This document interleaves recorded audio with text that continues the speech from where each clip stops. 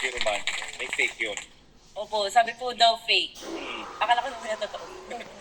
Paano ba siya nag-message sa'yo? Una po nag-message po siya kay Kuya Rendon, tapos nagulat po ako may message na po siya sa akin. Okay. Hindi ko nga alam, parang friend ko po siya sa FB. Okay. Tapos nung nakita ko po yung message niya, parang nanghihingi nga po ng trabaho. Hindi naman po pera yung hinihingi, kundi trabaho. Tapos yun, sabi ko po may available ako, tapos tinanong ko kung anong requirements na meron siya. Sabi niya, wala, ganyan, ID lang daw. So sabi ko, sige, okay lang, kasi nga, tapos bago ko pala yung sinabi ko na dati napapanood kita sa TV, tapos sagot niya sa akin, pero ngayon ate, ikaw na po yung napapanood ko lagi. Parang gumanon pa. Kaya parang nakuha yung loob ko lalo. Parang naniwala ka. opo. Tapos yung sabi ko sa kanya, sige, papasundo kita, ganyan, tapos bigyan kita ng trabaho. Ayun, kaso nga po, bigla pong hindi po natuloy. Tapos nag-leak na po yung parang issue na fake daw po yung account. Bakit hindi natuloy? Kasi, Nag-chat po na hindi po siya makakapunta kasi hindi daw po siya pinayagan daw po ng family. Parang gano'n. okay. So para matapos na tong issue na to, dinala ko na si Jiro Manyo sa'yo. Yung totoong Jiro Manyo na to, hindi yung fake na Jiro Manyo. So ito na siya.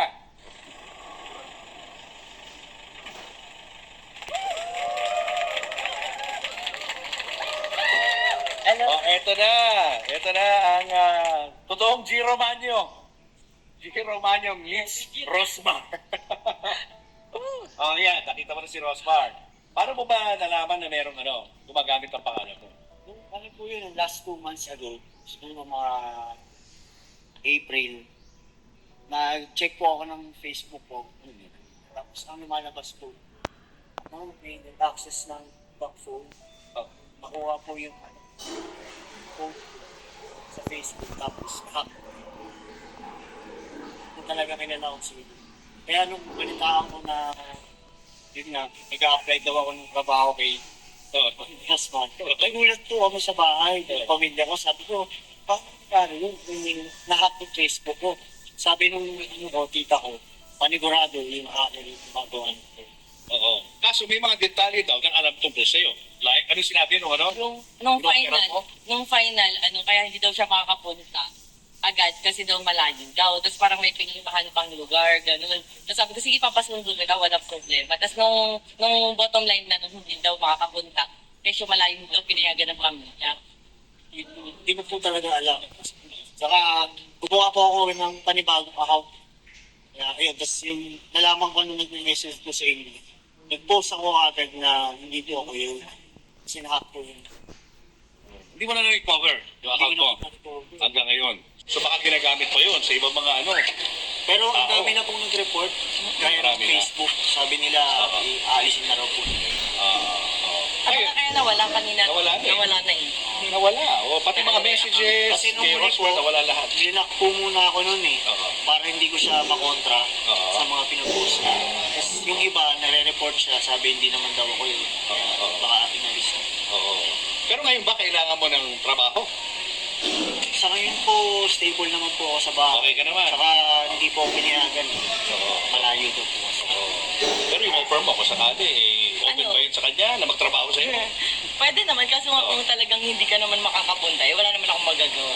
Oo. Oo. So ano na lang ano pinagkakabalahan mo ngayon? Sa bahay lang po, nagbabantay lang po. Mga kasamahan ko rin. Oo. Ng tindahan po namin. Nagbabantay ka ng tindahan. Well, tama-tama dahil itong negosyante nating kaibigan may mga produkto ito. Di ba, Rosmar? Ano ba pwede natin ibigay kay Rosmar product or yung mga skincare. So, ang gagawin ko, papadalhan kita ng worth 50,000 na skincare na pwede mong panimula. So, ayan, magbebenta ka lang nun. Yan, sobrang lakas naman nun, kaya easy to benta talaga. Kaya, syempre, pagka sa una, maliit mo na, worth 50,000, then hanggang sa mapalaki mo na mapalaki. Kasi dyan din ako nagsimula. Oo. Okay sa iyo? Okay na po. Malaking tulong na po yung para sa akin. Ano pakiramdam na na-meet mo finally si Rosmar? Hindi po makapaniwala. Kasi personal, nakikita ko lang po sa Facebook. Ako dati napapanood lang kita lagi yung dun sa, yung parang may ataol ba yun na... Magnifico. Yun, Magnifico. Best actor yan Yes. doon sa movie na yun. Sa totoo lang, kaya ko din talaga pinost yung convo natin bukod dun. Kasi gusto talaga kitang matulungan na mag-trending ulit, bumalik sa industriya. Kasi alam niyo naman natin ngayon na ang hirap na ngayon sa TV, parang more on social media na kinikilabutan ako. So parang ayun, parang gusto kong makabalik ka kasi alam kong magaling kang umakting, magaling ka sa larangan na yan. Kaya gusto kong makabalik ka kasi nandyan talaga yung pera. alam ko namang para sa anak mo, gagawin mo lahat. Saka pasalamat na rin po ako dun sa sa hacker kasi na-meet po kayo ngayon. Pero yung patungkol po dun sa mga sinasabi niya, hindi po totoo lahat. Hindi po ako yun talaga. Okay, going back to sa question ni Rosmar. If ever may chance na offeran ka na bumalik sa movies, i-consider mo ba yun? Depende po eh. Kasi, Hindi pa rin. opo, may mga payo pa rin po sa akin ng mga doktor na bawal po ako mag-stress. Bakit?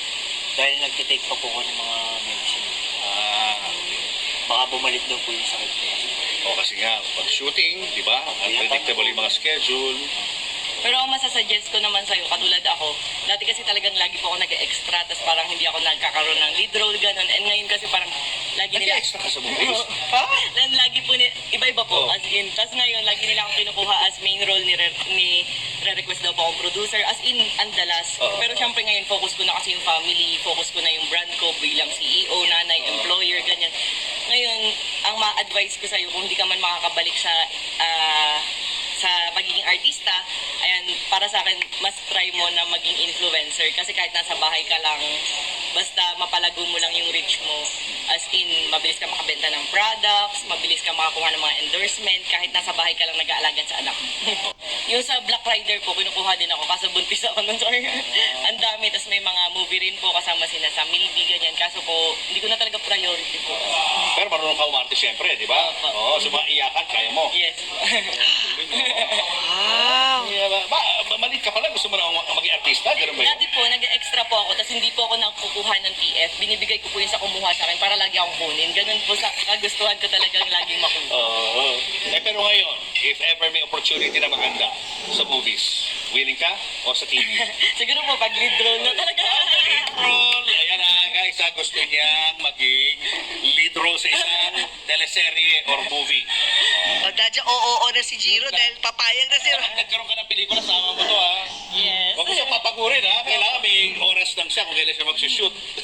Ako pag naramdaman ko kasi na mabait naman yung tao, tapos kailangan ng trabaho, hindi ako tumitingin sa anong nakaraan Sa niya, background. ano ka ba, kung pulubi ka ba, or ano ka ba, yung ganito ka ba, ganyan ka ba. Parang hindi ako nagtitingin talaga sa ganun.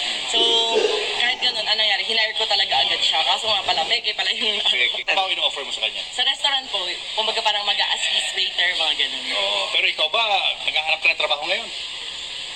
Sa akin po kasi nabasa po namin yung patungkol dun, hindi po ako pinayagan kasi malayo ito. Hindi ka pinayagan pero willing ka kung sakali. Hindi rin po kasi. Hindi rin. Hindi ko rin po maiwan yung mga kasama ko sa bahay. So, talagang gusto mo sa bahay ka lang talaga. Doon ka nakabase sa lugar na yun, hindi ka lalayo. Kasi malayo yung lugar mo, Tagaytay. Oo, so malayo pa po. Magaling din kasi magpanggap, parang nagpanggap na. Pero yun nga po, good thing na rin na Oo, at least. namit ko po kayo. At least, di ba? Dahil po kay Sir Julius. Tapos ayun, bibigyan kita ng worth 50,000 na Rosmar product. Kukunin ko yung details mo para mapashoot ko sa'yo. And mag-aabot na rin ako ng panimula na 10,000. Uy, ay, ayan na mismo. Naglalabas na si Rosmar ng wallet. Oh, cash on cam to. Deserve mo na. Dapat magpasalamat ka sa hacker. Deserve mo. Ha? Pasalamat ka daw sa hacker. Hacker! Ito po kilala talaga. Wala ka 10,000! Si Chiro meron.